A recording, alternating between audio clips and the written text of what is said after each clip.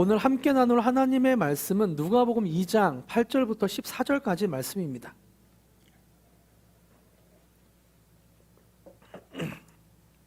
누가복음 2장 8절부터 14절까지의 말씀. 교독하시고 마지막 14절은 함께 읽겠습니다. 제가 먼저 읽습니다. 그 지역의 목자들이 밤에 밖에서 자기 양떼를 지키더니 주의 사자가 곁에 서고 주의 영광이 그들을 두루 비추며 크게 무서워하는지라. 천사가 이르되 무서워하지 말라. 보라, 내가 온 백성에게 미칠 큰 기쁨의 좋은 소식을 저희에게 전하노라.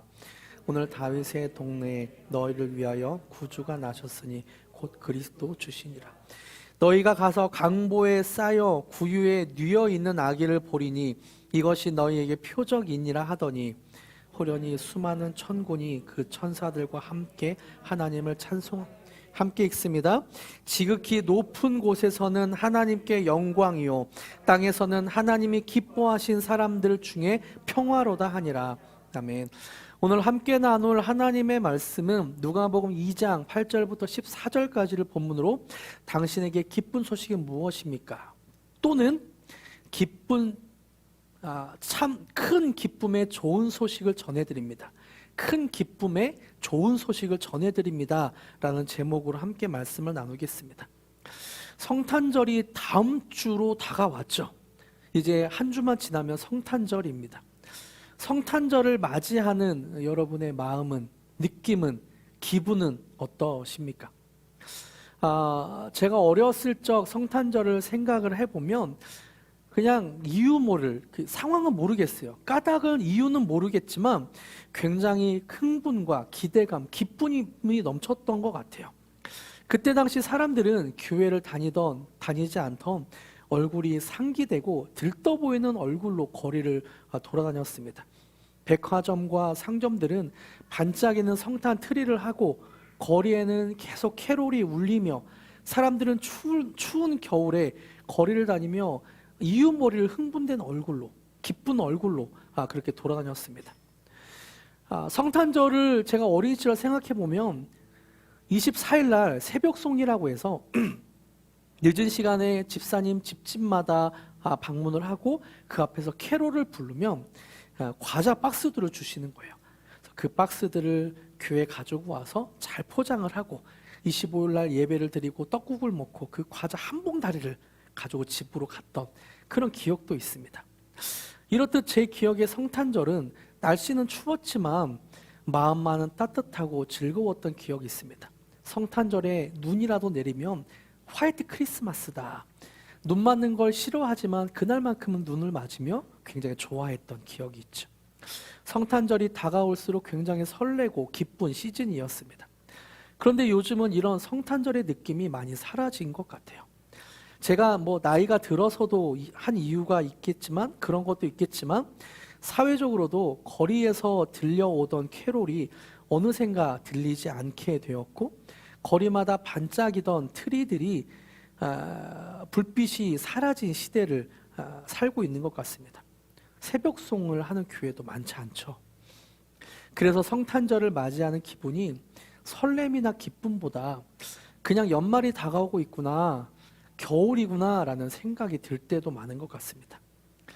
그런데요, 사실 예수님이 이 땅에 오셨다, 성탄의 소식, 예수님이 이 땅에 오셨다는 소식은 그냥 연말이구나, 겨울이구나 라며 지나가는, 그냥 가볍게 지나갈 만한 시즌은 아닌 것 같아요.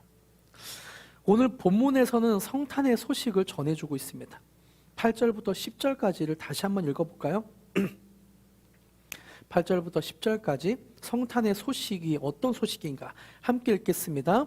그 지역의 목자들이 밤에 밖에서 자기 양떼를 지키더니 주의 사자가 곁에 서고 주의 영광이 그들을 두루 비추며 크게 무서워하는지라.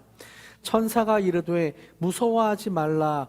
보라, 내가 온 백성에게 미칠 큰 기쁨의 좋은 소식을 너희에게 전하노라. 아멘.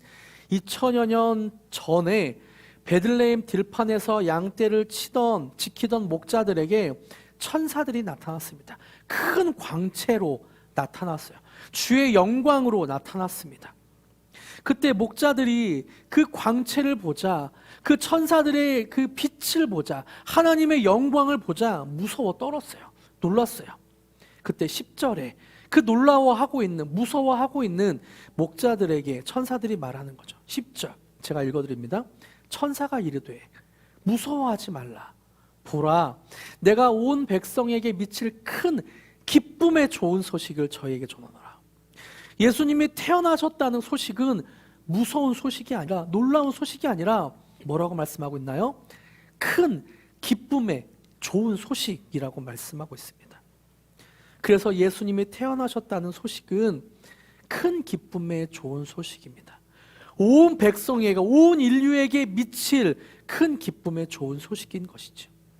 어찌 보면 우리 인생도 겨울을 지나면서 이런 기쁜 소식을 기다리는 사람들도 있는 것 같아요. 이제 겨울이 되면 사람들은 자신이 원하는 좋은 소식, 기쁜 소식을 기다리기도 합니다.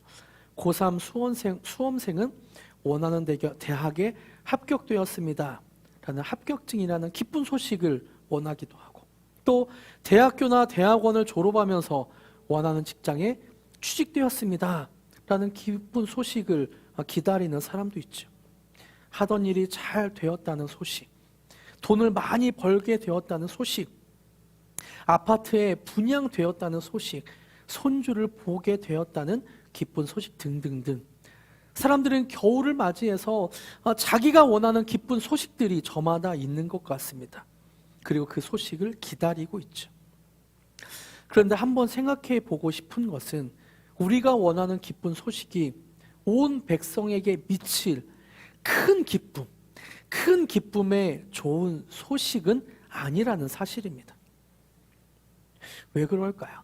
내가 원하는 소식이, 내가 원하는 기쁜 소식이 온 백성에게 미칠 큰 기쁨의 좋은 소식이 왜 아닐까요?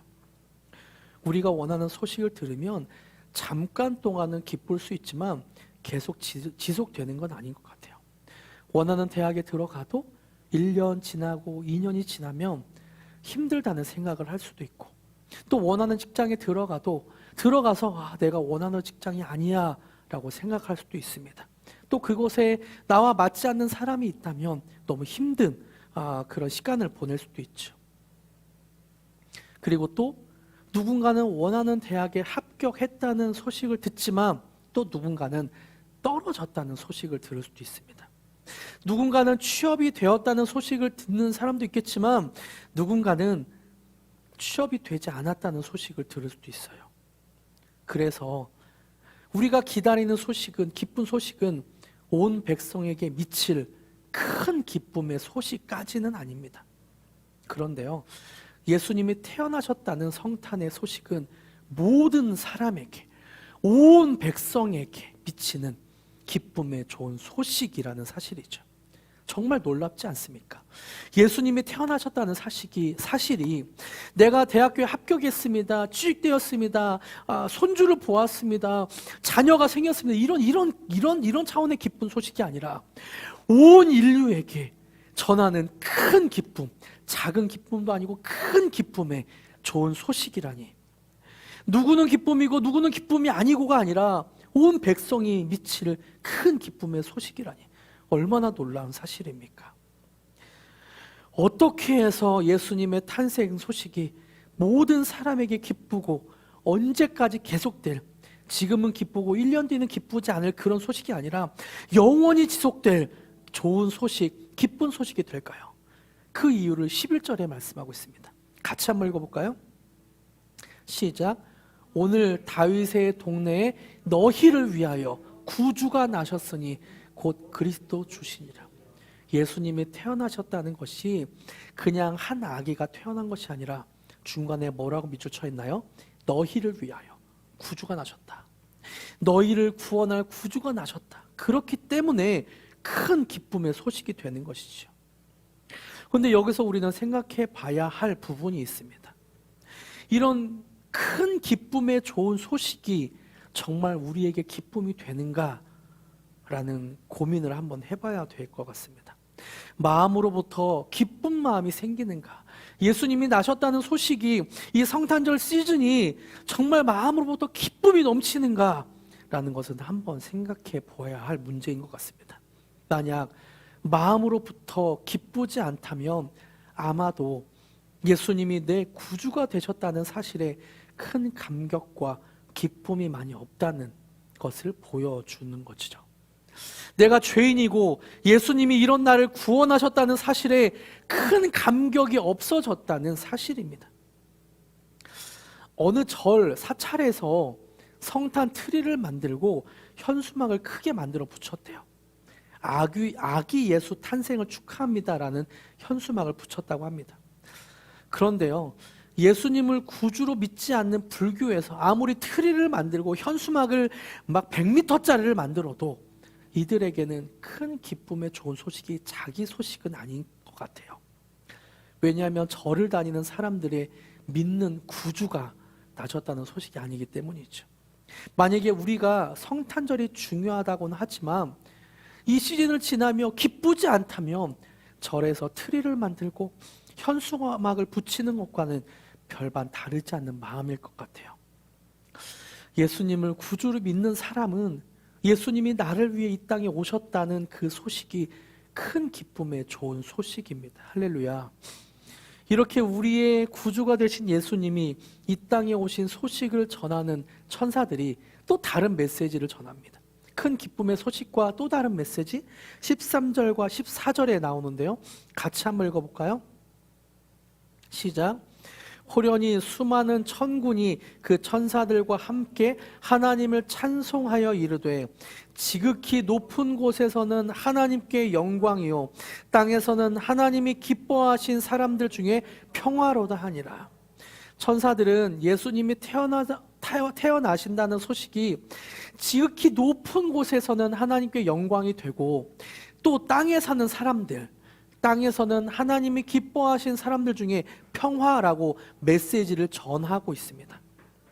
저는 여기서 성탄의 소식이 영적으로 보면 하나님께 영광이 된다라는 것은 이해가 되는데 땅에서는 왜 평화일까를 좀 생각해 보았어요. 우리가 살아가는 세상에 예수님이 태어나셨다는 소식이 왜 평화일까? 생각해 보니까 땅에 사는 사람들이 진정으로 마음으로부터 원하는 것이 평화더라고요. 땅에 사는 사람들은 평화를 누구나 원합니다. 평화를 네이버 사전에 찾아보니까 평온하고 화목함, 또 전쟁, 분쟁 또는 일체의 갈등이 없는 평온함 또는 그런 상태라고 정의 내리고 있습니다. 사람들은 이런 상태를 원하죠. 평온하고 누구하고도 마찰이 없는, 갈등이 없는 화목한 상태. 전쟁, 분쟁, 갈등이 없이 평온한 상태를 원합니다. 사람들은 누구나 이렇게 원해요. 예를 한번 들어볼까요? 가족 간에도 평온하고 화목하길 바랍니다. 가족 간에 평화 없이 갈등이 있다면 마음이 많이 힘들죠.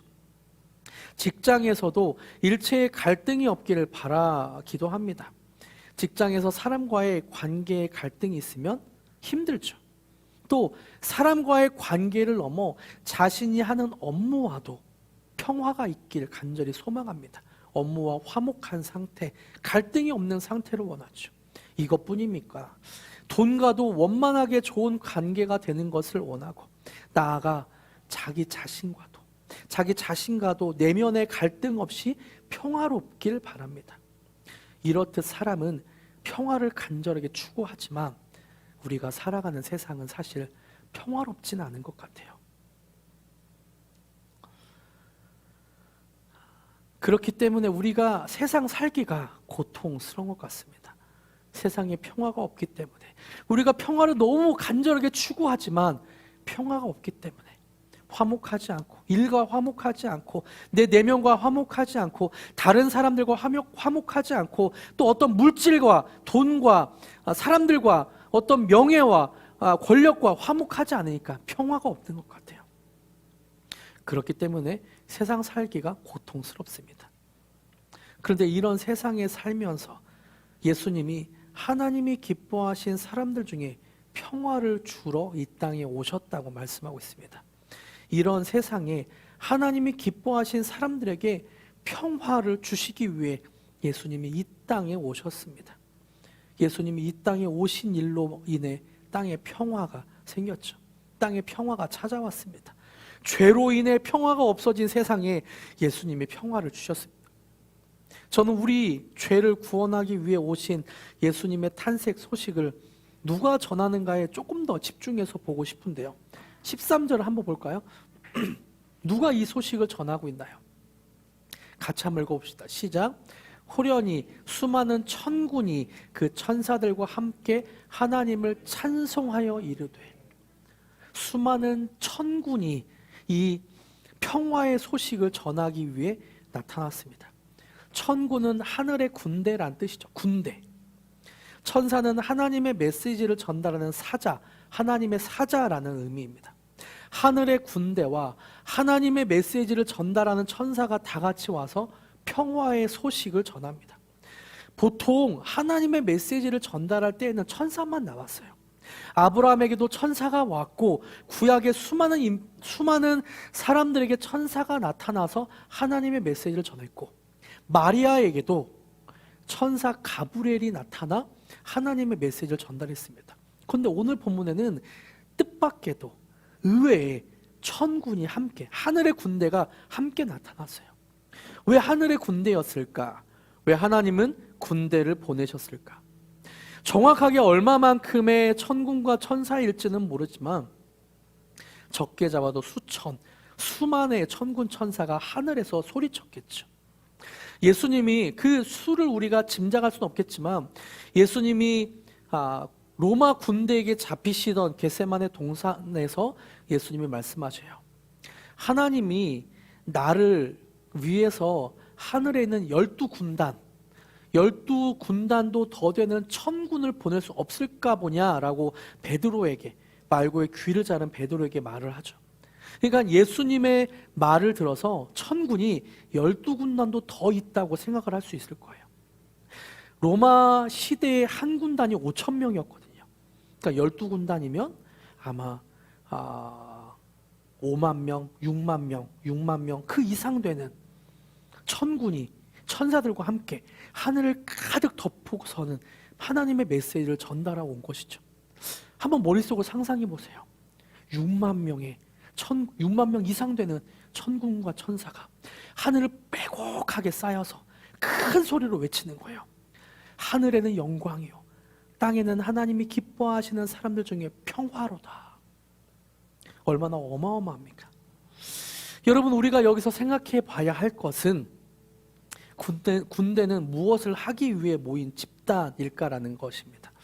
군대는 전쟁을 하기 위해 모인 집단이죠. 더군다나 하늘의 군대는 영적인 전쟁을 치르는 존재들입니다.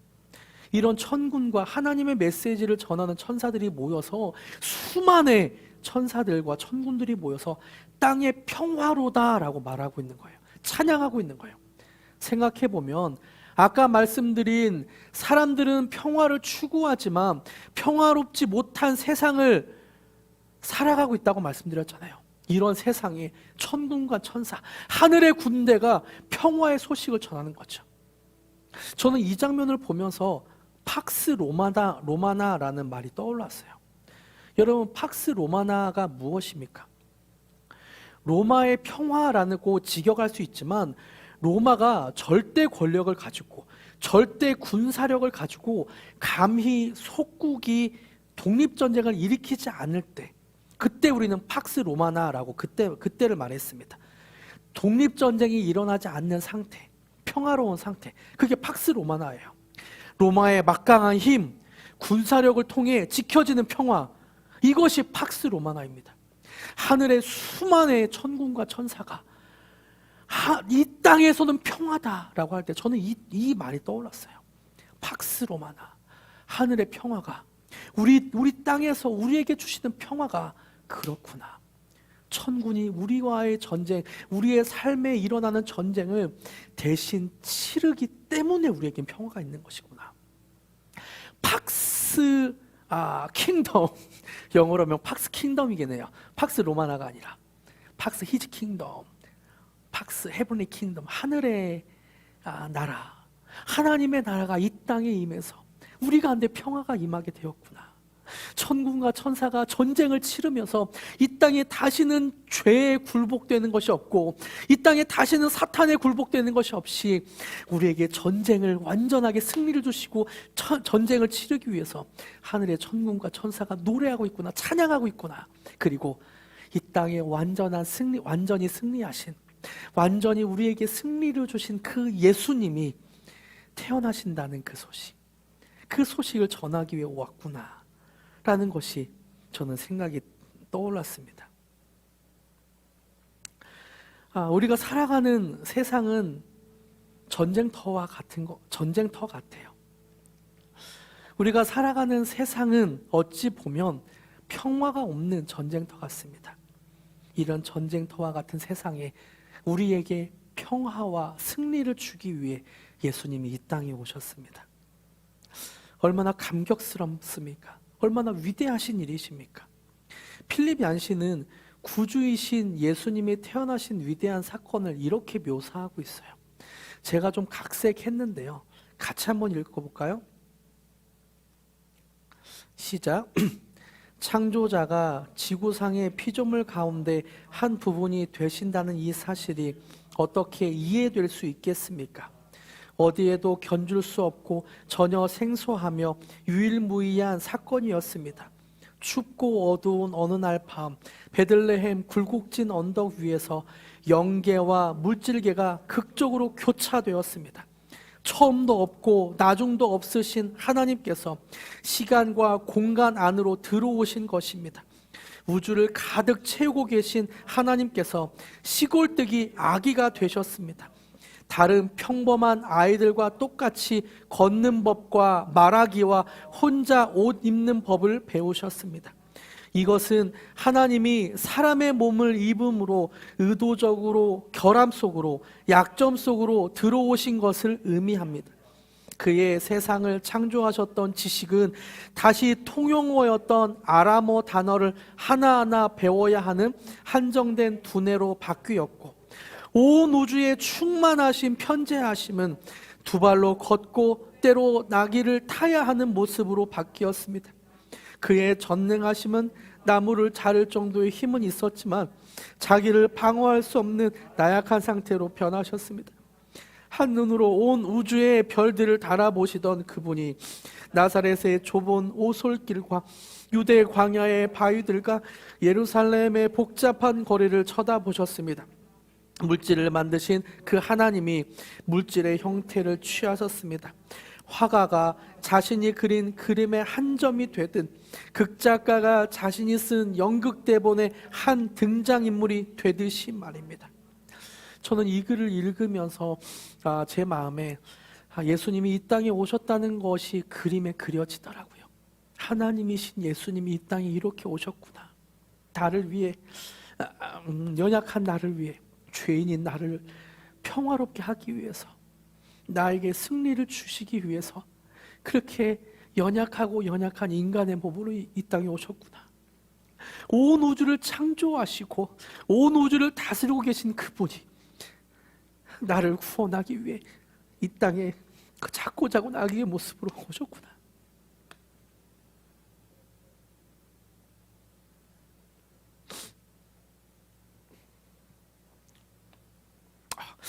죄송합니다. 하늘의 위대하신 예수님이 나의 구주가 되기 위해 작고 작은 아기가 되셨습니다. 그리고 온 우주를 창조하신 하나님이신 예수님이 인간의 한계 안으로 들어오셔서 우리를 구원하셨습니다. 얼마나 위대하고 감격스러운 소식입니까? 예수님은 우리에게 승리와 평화를 주시기 위해 이 땅에 태어나셨습니다. 말씀을 맺겠습니다. 우리는 인생을 살다 보면 여러 가지 상황을 기다리는 것 같습니다. 엘리베이터 버튼을 누르고 엘리베이터가 도착하길 기다리고, 운전을 하다 신호에 멈췄을 때 신호가 바뀌길 기다립니다. 또 식당에서 음식을 주문하고 고픈 배를 움켜쥐고 음식이 나오길 기다립니다. 원하는 대학교나 직장에 원서 접수를 하고 합격 통지가 나오기를 간절한 마음으로 기다립니다. 그 기다림이 간절하면 간절할수록 그 기다림의 결과를 맞이하고 싶은 것이 인간의 마음이죠. 그 기다림이 간절하면 간절할수록 그 기다림 끝에 오는 큰 기쁨이 있는 것이 사실입니다. 그 기다림이 간절할수록 그것을 맞이했을 때 큰 감동과 기쁨이 있습니다. 이제 한 주 앞으로 성탄절이 다가왔습니다. 여러분은 다가온 성탄절을 어떤 마음으로 기다리고 있습니까? 우리가 기다리는 성탄절은 단순히 선물을 받는 날이 아니고 캐롤을 부르는 날이 아니고 성탄 트리를 보며 설레는 날이 아닙니다. 예수님이 나에게 평화와 승리를 주기 위해 이 땅에 태어나신 날입니다. 낮고 낮은 이 땅에 하나님이신 예수님이 우리의 죄를 구원하시기 위해 이 땅에 태어나신 날입니다. 그래서 성탄은 기쁨의, 큰 기쁨의 좋은 소식이 하늘에서 울려 퍼진 날인 거죠. 예수님이 태어나셨다는 소식이 대학교의 합격 소식보다 더, 예수님이 태어나셨다는 소식이 어느 직장에 취직되었습니다라는 소식보다 더, 나에게 어떤 좋은 일이 생겼습니다라는 것보다 더 우리에게 큰 위로와 기쁨과 감동이 되는 좋은 소식이 되길 축복합니다. 아까 함께 찬양한 사랑이 오셨네라는 찬양을 하면서 그런 예수님을, 죄송합니다. 왜 이러죠? 그런 예수님을 다시 한번 기대하며 찬양합시다.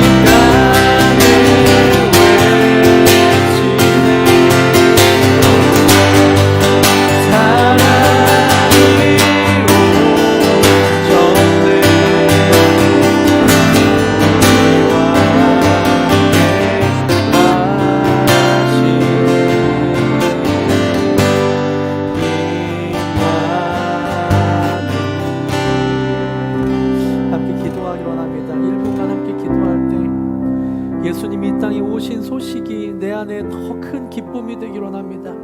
더 큰 기쁨의 좋은 소식이 되기를 원합니다.